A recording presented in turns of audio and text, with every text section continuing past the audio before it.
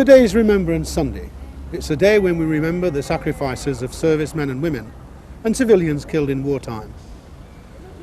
Today's younger generation tends to get its information and history on Britain's World War II Blitz from films, books and television. It's a history that tends to refer mostly to the bombing of London, of Coventry, of Portsmouth, Plymouth and other damaged English towns. It's sometimes forgotten that there was another Blitz in Britain that wiped out whole neighbourhoods, whole families, and nearly crippled one of the country's most important centres of war production, the Blitz on Glasgow and Clydebank.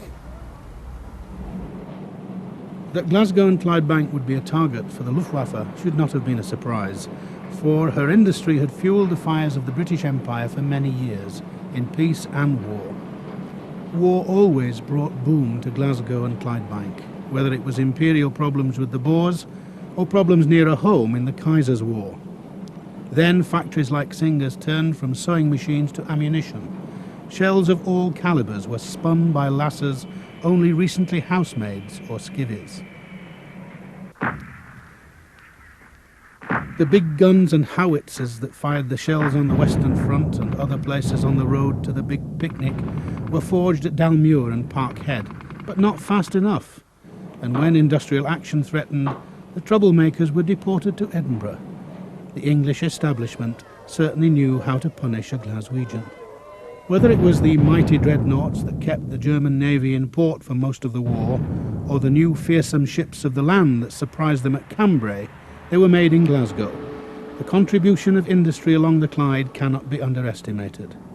Even in the new battlefield of the air, over 1,000 fighter and bomber planes were built by the skilled hands of Clydebank's workforce.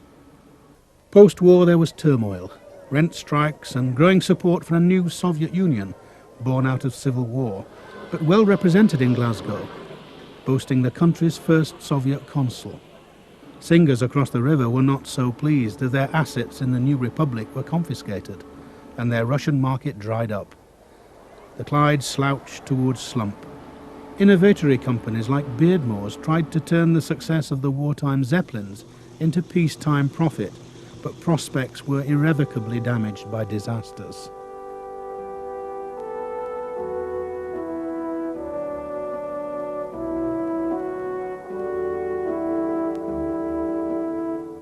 Unemployment reached 30%, 90,000 in Glasgow alone.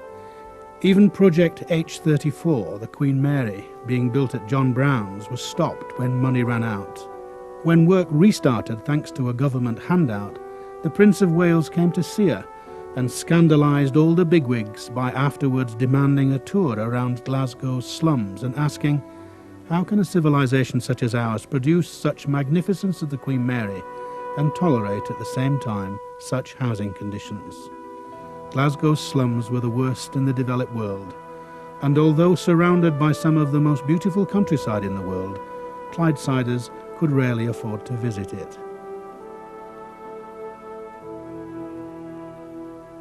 Elsewhere, fascism was on the march. With a confidence born out of nationalistic fervour, Hitler marched his troops into the Rhineland, openly breaching the Treaty of Versailles, signed after defeat in World War I. When nothing was done, he annexed Austria, then turned his attention on Czechoslovakia. But there was to be peace in our time. A peace, however, bought at the expense of the Czechs, betrayed even before the concrete on their newly constructed defences had time to set. But in truth the penny had dropped. Appeasement went hand in glove with rearmament, and Glasgow's military order books began to fill as war clouds gathered. Even before war was declared, an evacuation plan was set in motion by Glasgow Corporation. 170,000 children went from major Scottish cities. Town met country. The Gorbals met rural Idle. We went to this little town called Kilbarkin, a little country town, would be about population of about 200, I think. We were in a farm. We had about 2.5 miles to walk to school every day, that way and back, 2.5 miles both ways. And we did that. We were living there for about 2 years. And for some reason, when I fell out with the lady at the house, her and I had a confrontation, and I ran away. So I ran away, but the unfortunate part was I had my sisters with me. They were staying at the same house. And I told them I was going to run away, and they wanted to come with me. So we ended up going away this day, and we were off school. I think it was a school holiday. And I said I went away on that day. Anyway, they came with me. Well, we only had 1 and sixpence. So we were on the bus, and I said to the bus conductor, I want to go as far as this 1 and sixpence will take us. So he went as far as the next policeman. When Germany invaded Poland in September 1939, treaty-bound but still ill-prepared, Britain dutifully declared war. Another evacuation was begun, that of German and Italian aliens, many of whom had lived in Glasgow and other Scottish cities for generations. Hundreds were killed when the Andorra Star transporting them to Canada was torpedoed. The submarine stranglehold around Britain tightened. New Year's Day is this week. How about some good resolutions? I wonder. Well, why not resolve something you'll like? Save on bread, eat potatoes instead. I mean, you were rationed. You made 2 ounces of cheese and 2 ounces of sugar, an ounce of butter. You had a ration book with what you were allowed to get. Everything was in short supply. Women joined the land army to release farm workers for military service. There was scepticism at first. It was hard, physical work, a man's job, some would say. But many a city lass proved her worth over the war years, be it harrowing, pea-picking, milking, or even ploughing.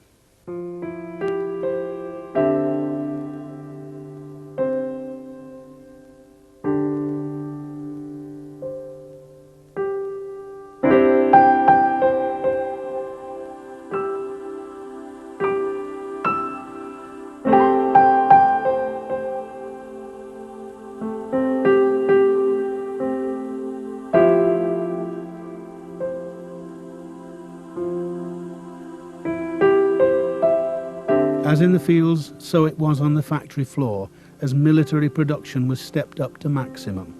The air war demanded engines, and the new Rolls-Royce factory was built at Hillingdon, employing in the end nearly 30,000 workers, men and women. Oh, the girls in the machine shop, you need to see them to believe it. Fantastic, fantastic. We're billing the hands around as if they've been born into it. They're really magic. They were easy to train. As I said, they didn't take any quick roads. They done the job as it should be done. Female conscription in Britain was only surpassed by that of the Soviet Union, and not only did women help make thousands of barrage balloons at Kelvin Hall, but they helped to fly them too. But still the predicted onslaught from the skies did not come. It was a phony war, but not for long.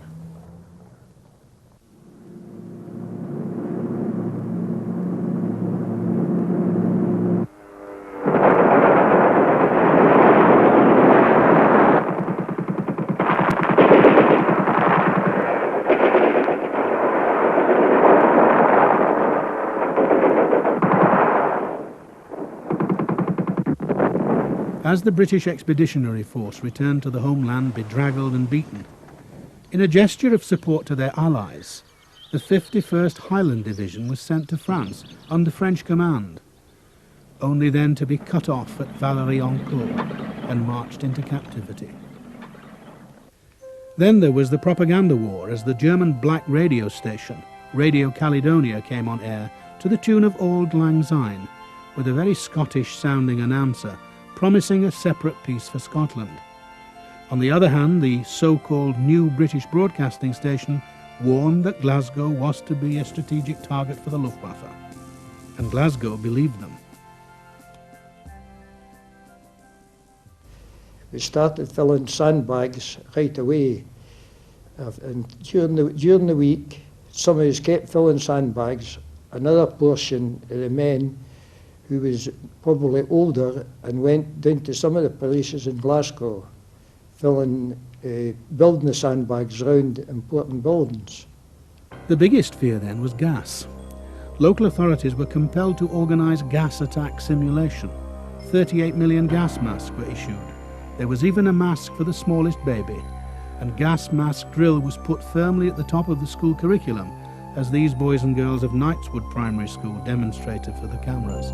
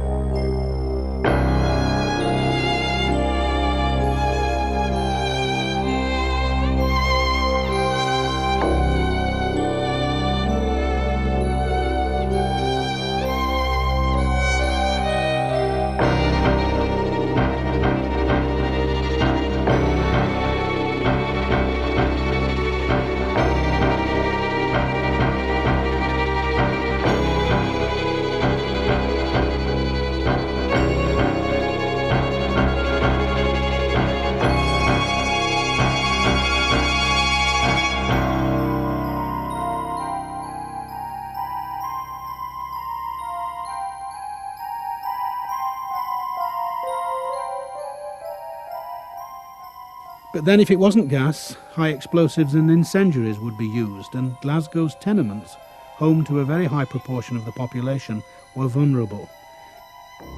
Initially the authorities could do little more than sandbag the entrances against blast, but eventually the sandbags were replaced with brickwork and communal shelters were constructed.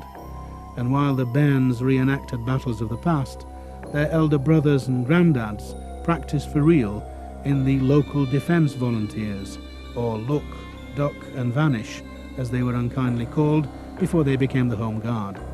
But at least the Germans took them seriously, warning by radio that they would have no military status if caught and would be shot as terrorists.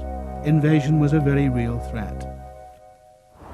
Hitler planned to drop a parachute division on the Clyde to join up with the 8th Panzers, whose job it would have been to thrust up through Western England to the north and then to the west of Scotland.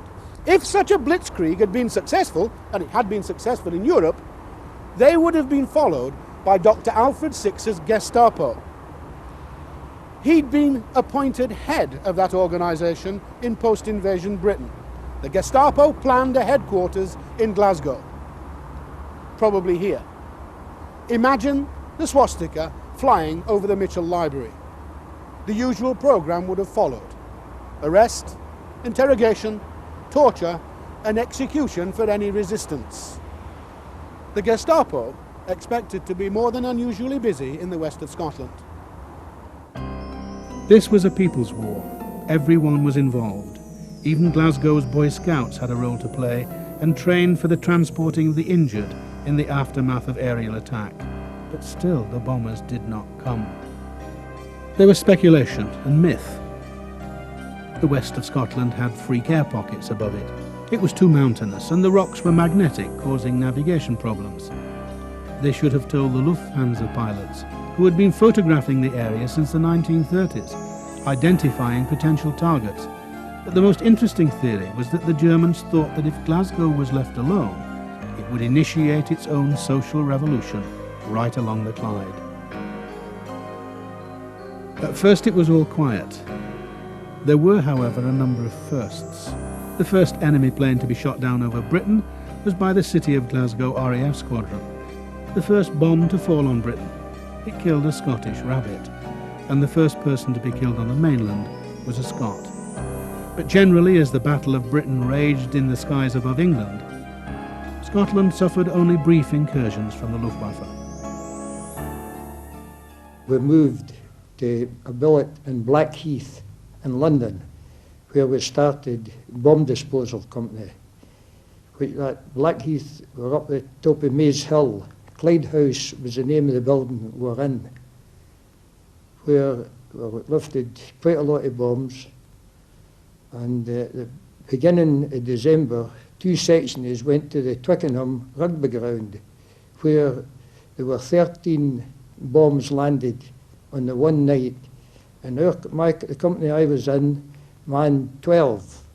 But unfortunately, there was one left, which was the 13th, which turned out to be unfortunate for the company that came in to cover that bomb, because they were all killed. If you were off duty and in bed, it used to be an awful bind to have to get up and go to the air raid shelter, and you used to try to stay in bed, but one of the sisters used to come round and hammer on the door and open it, make sure you were up and down in the shelter.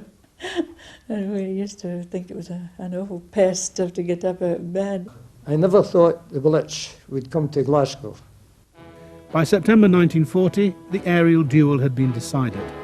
The planned invasion was postponed, and the Luftwaffe changed tactics. In that month, Glasgow was attacked and George Street was hit. Also hit was HMS Sussex, moored on the Clyde. She had a lucky escape when a bomb penetrated her deck, narrowly failing to detonate her magazine, which was full as she was prepared for sea operations. It had been a small-scale raid, but Glasgow and Clydebank's emergency committees stepped up training and thought to visit the English cities of Coventry, Manchester, Sheffield and Hull, which had already endured the worst. Any sense of security felt as these English cities were laid waste and Glasgow and the Clyde were left untouched proved to be dangerously false. As the spring of 1941 brought good weather and moonlight, the Luftwaffe proved that it had no reservations about blitzing the Clyde, political or otherwise. To find the Clyde, they used their revolutionary navigation and bomb-aiming devices, Weiverfahren and Knickerbein. These involved the projection of radio waves out from the continent. When they arrived at the target area, they discovered that they could bomb visually, because the moonlight was reflected in the Clyde. And then there were the 100 fires raised by the first waves to guide the following squadrons. Oberleutnant Otto Wolff, a Heinkel 111 navigator, later to be killed on the Polish frontier, left a brief note in his journal. He was just 20, about the average age of the Luftwaffe crews. Wir starten von Halburg Richtung Glasgow, die Werften. Es ist eine helle, mondbeschienene Nacht. Bald sind wir über Schottland. Die 1000 Kilometer sind schnell vorübergegangen. Glasgow steht schon in Flammen. Wir können die Straßen bis hinunter zum Fluss sehen. Zu unserer Rechten explodieren Öltanks. Wir benutzen den automatischen Bombenabwurf nicht, sondern klinken unsere Bomben manuell aus. Ein Suchscheinwerfer erfasst uns. Ich denke an meine Mutter. Alle wirken nervös. Zum Glück gibt es wenig Flak und keine Anzeichen von feindlichen Jägern. Wir werden exzellente Resultate melden.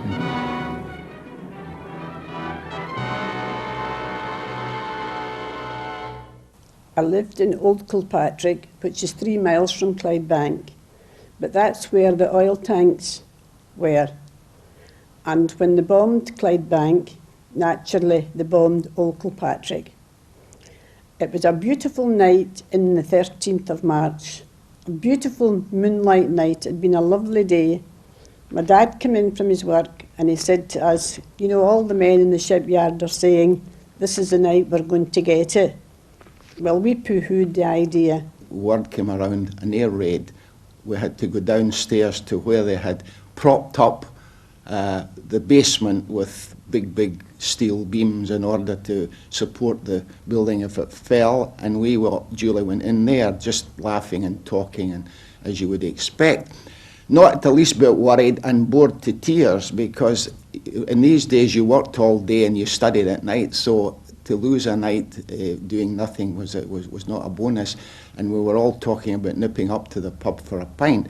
But we didn't, and eventually I said, "Och, to blazes, I'm away home. It's obviously just the usual nonsense and nothing will happen." So I left and I went onto the main road, got a bus, and we got on the bus. It was very quiet, but you could feel a difference at that time. You knew right away something was different. We were trying to get home, The bombs were just starting to fall then, I remember, but we managed to get down to Waterloo Street, where we got the bus down to Clydebank, and in those days, of course, the buses were all blacked out, and the conductors had to shout out the stops for you.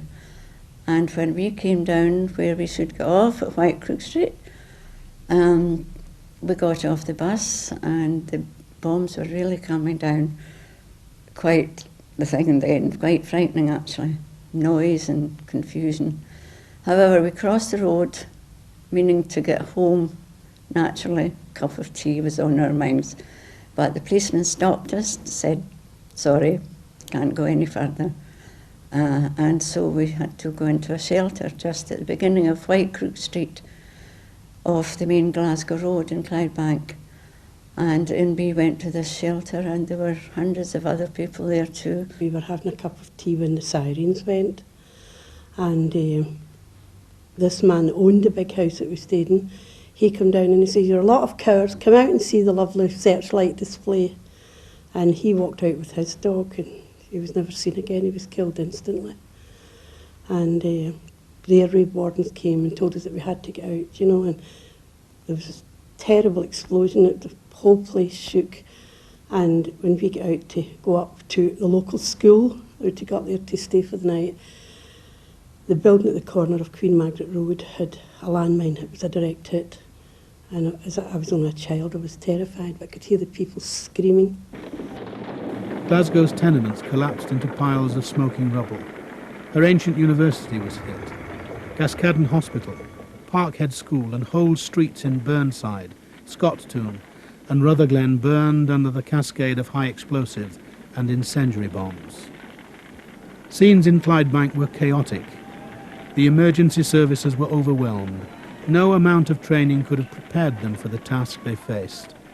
Local fire brigades, assisted by auxiliary fire service volunteers, did what they could, hindered by rubble, burst mains, and in some cases the fact that their own stations had already been hit.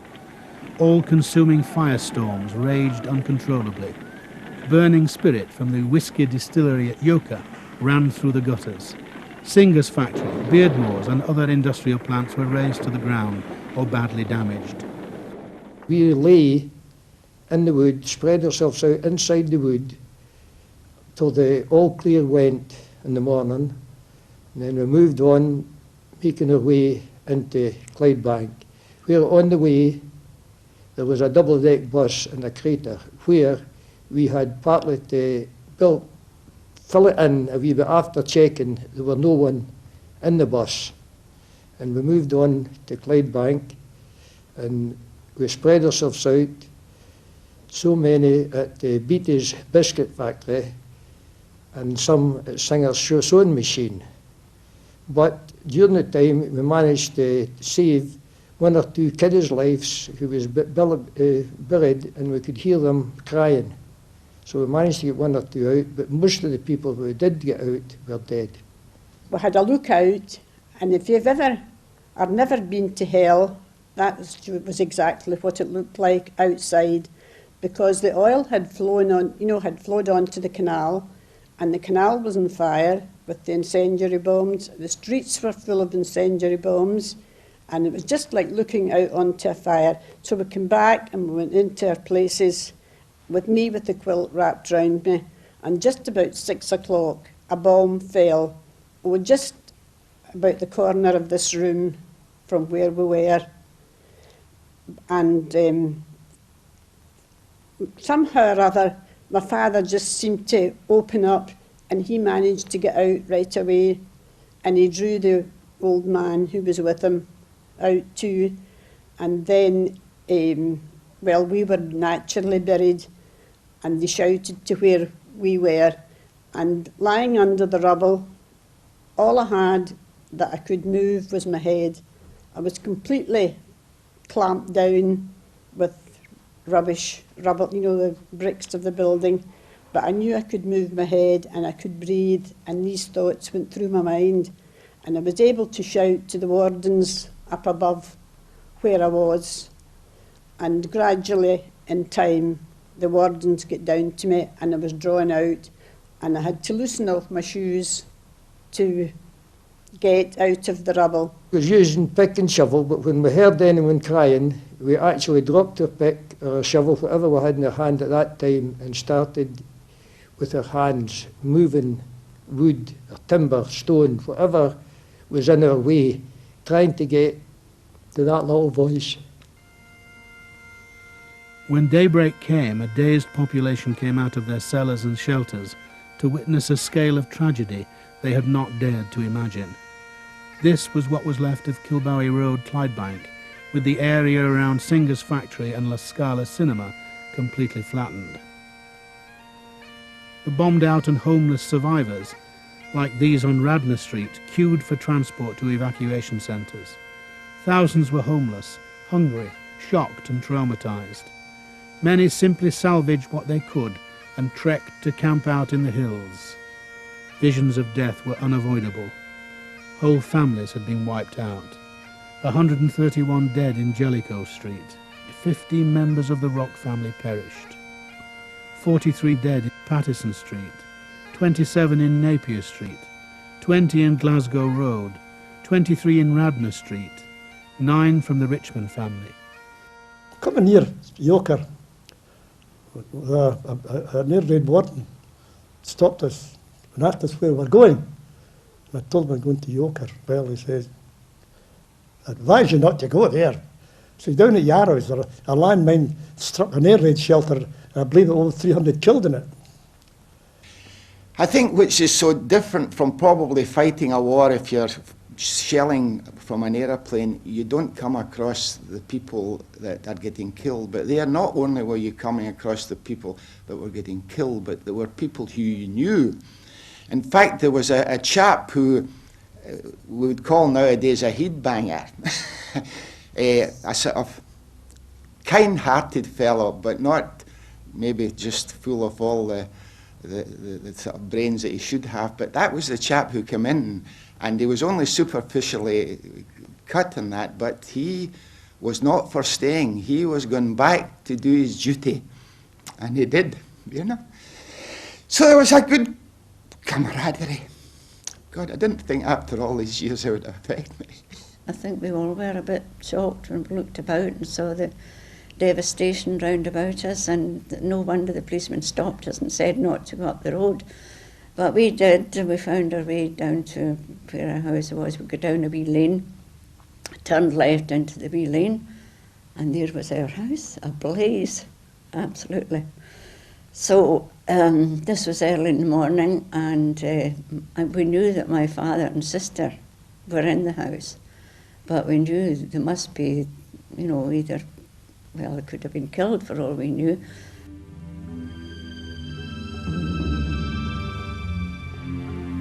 In Maryhill, 13 members of the McBride family were lost, a story only partially told by these gravestones in Lamb Hill Cemetery. The old grandpa, though, they all called him Old McBride, and his wife, they were in the house. There were cousins in the house, there were daughter-in-laws in the house, there were the grandchildren in the house, and only 2 out of the lot was saved. Their ages ranged from 6 months up until about, say, 11. But my sister was ill for days after it, like, you know, because some was burnt, some had no heads, and, you know what I mean, but she still had to go and identify them. In fact, there was one child buried in an unknown grave. Oh, it was a turnout. The whole of Maryhill was just all in a row, and everybody was breaking their heart to see all the coffins all going by, small ones, large ones. The whole place was turned out in grief. The husband, when he did come home from the RAF, he came to stay with us, but he was a man that was demented, because after all, he lost his wife and all his children, all in one night.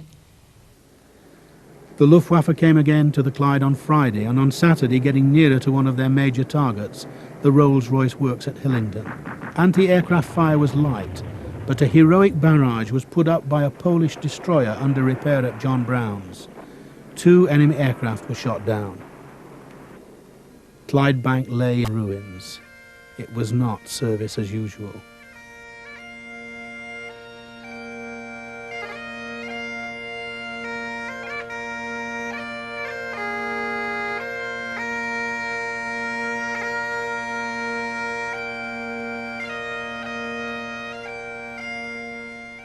At the time, these shots were censored. The cinema-going audiences around Britain could not be shown the truth. It was simply too horrible, as body after body was removed from the rubble that was once a home. 80 people died here in 2nd Avenue, including 10 from the Diver family and 8 from the McSherrys. Just as I got into the hospital, a bus arrived.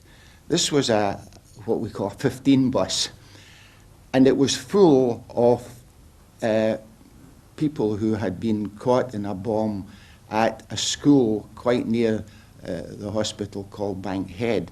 And it was an ARP centre, so there was quite a lot of casualties. And this bus had been passing when it happened, and they just shoved the folk in. How they got them in, we don't know, because we had to open the emergency door on the roof to get them out. And we started emptying them. There was a lot badly injured. There was some people I actually knew, and they were naturally shocked. But the two things I can always remember, which were probably the most in my mind, was the first casualty I took out the bus was a young boy of about 2 or 3 who I just lifted in my arms, and he was just lying as if he was asleep. But by the time I got him into the hospital, we found that in fact he was dead. And it's funny how it catches you. It was really a very, very timing experience, because I was only a young fella, 19, so this was something which really hit me then and still does, because I've got a grown-up family of my own now. There were a lot of incendiaries, that's what did our house. They landed on the roof and there was no water. The fire brigade couldn't stretch their hoses over to the canal, so it was just left to burn. There was absolutely nothing they could do. Round about 4:30 we went out and we waited. And we waited. Ultimately, a bus came along and stopped. And we stood. And we still stood. Nobody moved. The bus driver got out and he stood. And we said to each other, "What's the matter? We see people on the bus, but nothing's happening." They were too frightened to move, I think. So ultimately opened the door and the people came out. I have never seen anything like it. Some of them were black with soot where the bomb had blown the chimney out. Some of them had great slivers of glass in their arms, their necks, and their legs. Some of them, their clothing was hanging off them. I've never seen a sight like it, and I'll never forget it. This was Granville Street, Anderson shelters ripped apart by direct hits, and Melrose Street, where the timber garages around these cars had simply disappeared. The legendary Holy City overlooking Singers was no more. In Clydebank, only 8 houses from a stock of 12,000 remained undamaged. Nearly 4,500 were either completely destroyed or had to be demolished later. The situation in Glasgow was much the same, and although the scenes of death, destruction and despair were more dispersed, they remain vivid in the mind of artist Ian Fleming. We went up and we passed this Dr. Warren's house, which was in Queen Margaret Drive, and his house was nearly flattened. And we found out afterwards that he had a shelter built in the house beneath stairs, and he had left his wife and children there, and he'd went to make a cup of tea, and his wife and children were killed, and he was spared, funny enough, you know. But it was terrible, you know. I mean, hearing these people screaming in the fire, it was really terrible, you know. You were young, so you just took it that was normal, you know. You took it as normal. I never thought anything else other than going back to work again, because I was taking a chance that Hillington hadn't been hit, and I know that a lot of people, were 25,000 people working there, so I'm sure they didn't all run away, or they didn't all stay off work. I'm quite sure of that. They were nearly all there. We went into Glasgow station, Central Station. Here's this 5 kids, 2 mothers and fathers, and all looking very bedraggled and dirty. And we went into the Central Station, which was going as normal because half of Glasgow hadn't realised what had happened. And yet, being Glasgow, this gentleman, I can only use the term in its proper meaning, came up to my father and said, "Excuse me, sir, but was this bombed? Have you actually?" And my father said, "We have indeed." And he said, "Well," he said, "I am prepared to take you to my house immediately, because I certainly wouldn't let you walk about the way you are, you know." So my father thanked him, but I thought it was a nice Glasgow. You know, you only happen in Glasgow, that.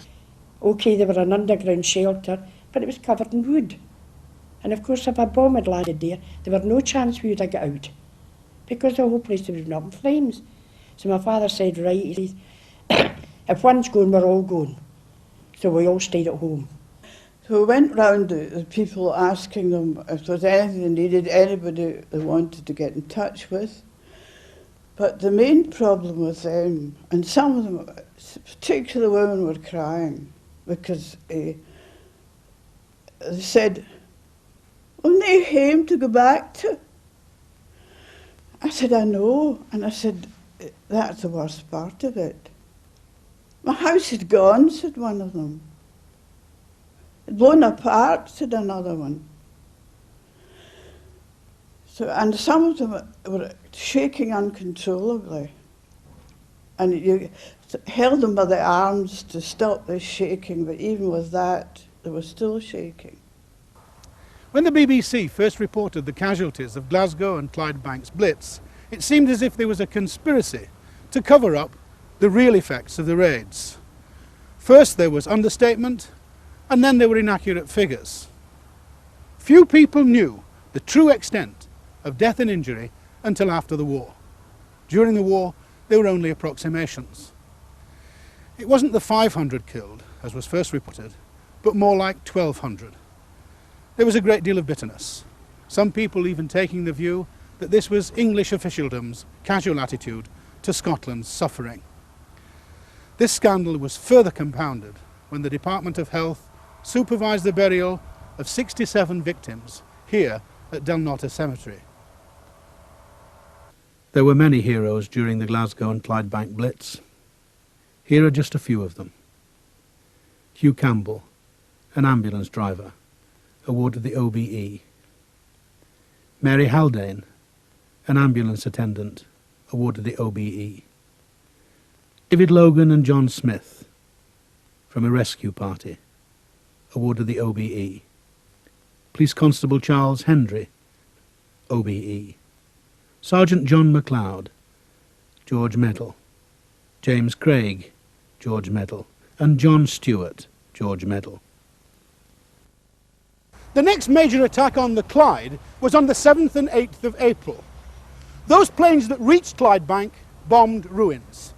But there was new damage done in Glasgow, where 4,000 people were made homeless, and 100 people were killed and 70 injured.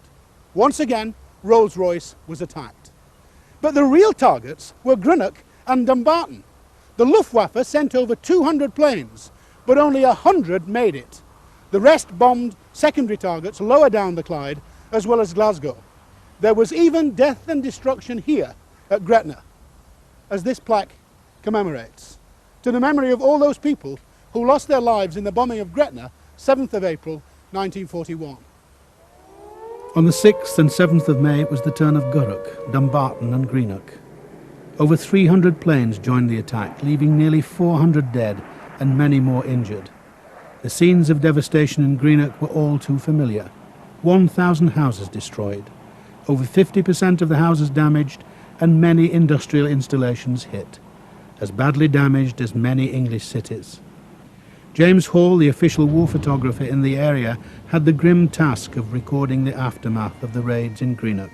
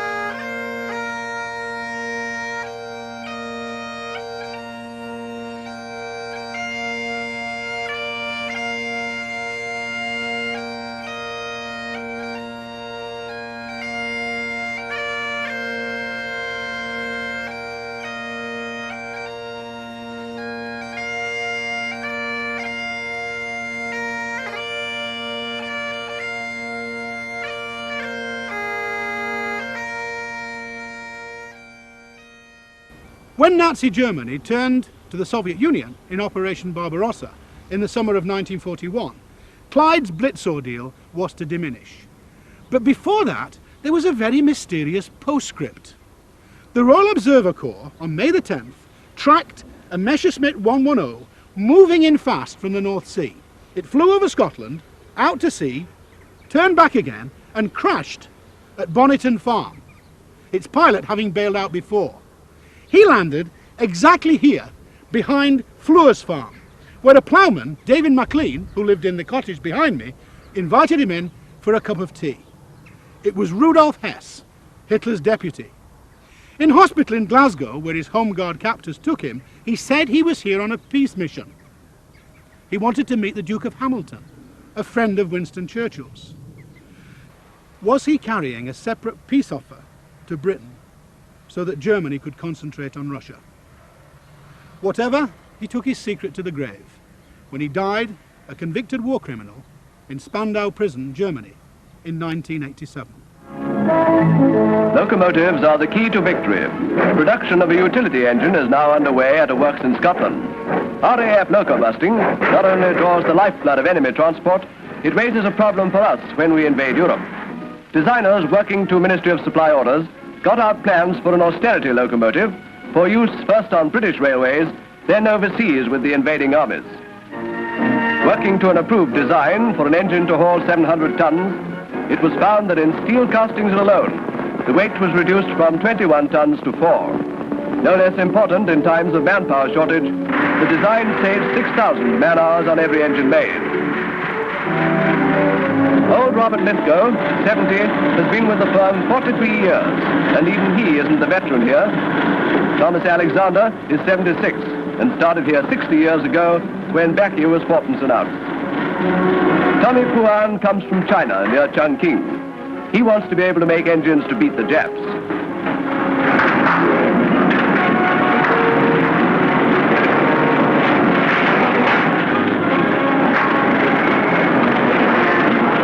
All sorts of jobs on austerity locomotives are done by girls.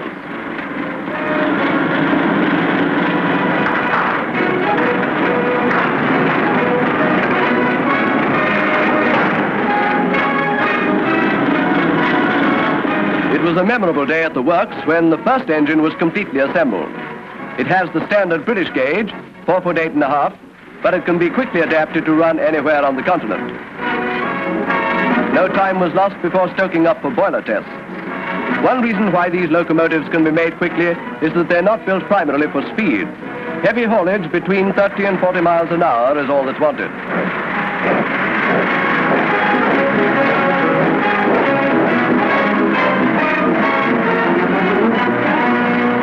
When locomotive number 1 rolled out of the works, the Minister of Supply, Sir Andrew Duncan, was on the footplate.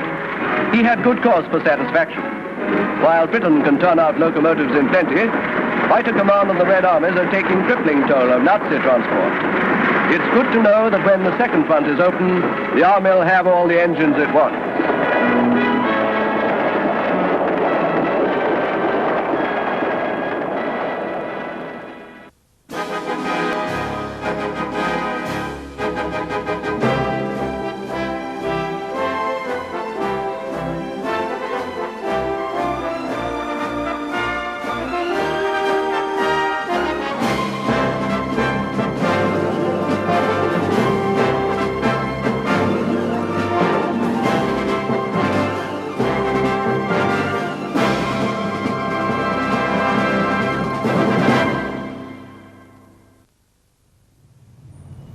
The tide of war had turned, and as the skies above Britain grew more inhospitable for the Luftwaffe, Glasgow and the communities along the Clyde recovered as best they could.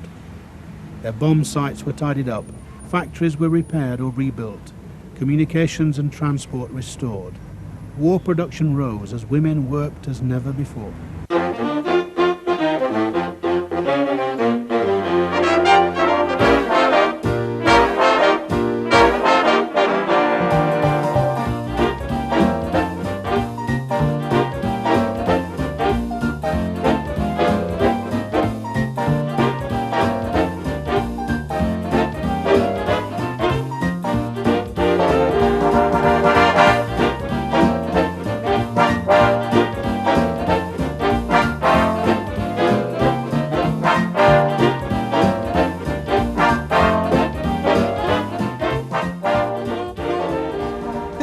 raids on Glasgow and the Clyde came to an end with one on the early spring night of March the 23rd, 1943.